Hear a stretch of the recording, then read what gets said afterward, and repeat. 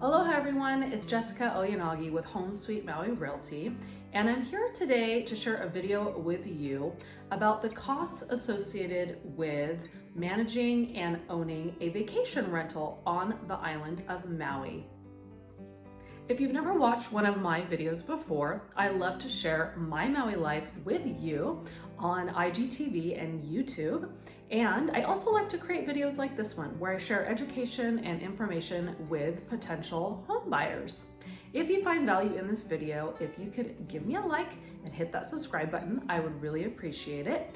And if you're looking for a client-based realtor on the island of Maui, please feel free to contact me. I'll put my contact information in that description below. So when people on the mainland are considering buying a vacation property on the island of Maui, I always get a lot of questions about cost. What are the costs associated with purchasing a vacation property on Maui and renting it out to other people who come to visit Maui?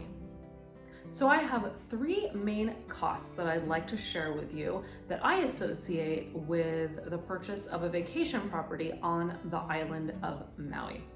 And cost number one is marketing and advertising your property.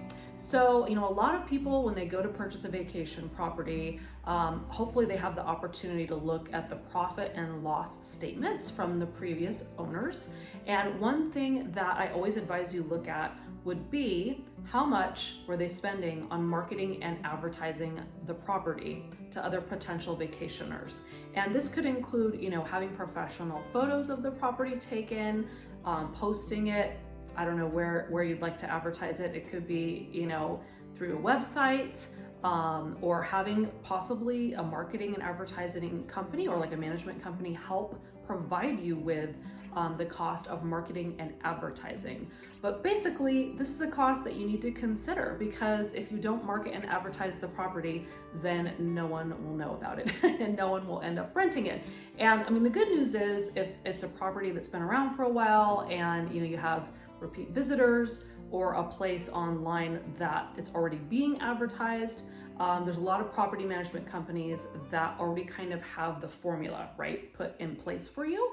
So all you have to do is just take over and pay that bill for marketing and advertising, and hopefully, the rental rates continue as they have in the past. Cost number two that I advise you consider if you're thinking about purchasing a vacation property on Maui would be the cost associated with actually having people book your unit or your home. And what I mean by this is, once people find you online and they're attracted to your property, how are they going to actually book their stay in your vacation rental? And, this could be done online. There's like so many different online services that provide this. Some people like to manage their property themselves and handle all the bookings one-on-one. I personally love, as a vacation goer, and I know most people do like this, I love just using like an online booking calendar, right? Where you just put the openings that are available and folks can just go in and choose the dates that they want to come and book directly that way. But I know some people like to be more hands-on and involved in the booking process and kind of, understanding who the people will be, the visitors will be that are coming to their property. So it all just depends on the type of property you have, your personality, where you're located. If you're on the mainland and you'd rather just have a property management company deal with the bookings, that's totally perfectly an option and perfectly fine. And there are some property management companies that are actually on site at a lot of these vacation condo complexes that offer this service as well.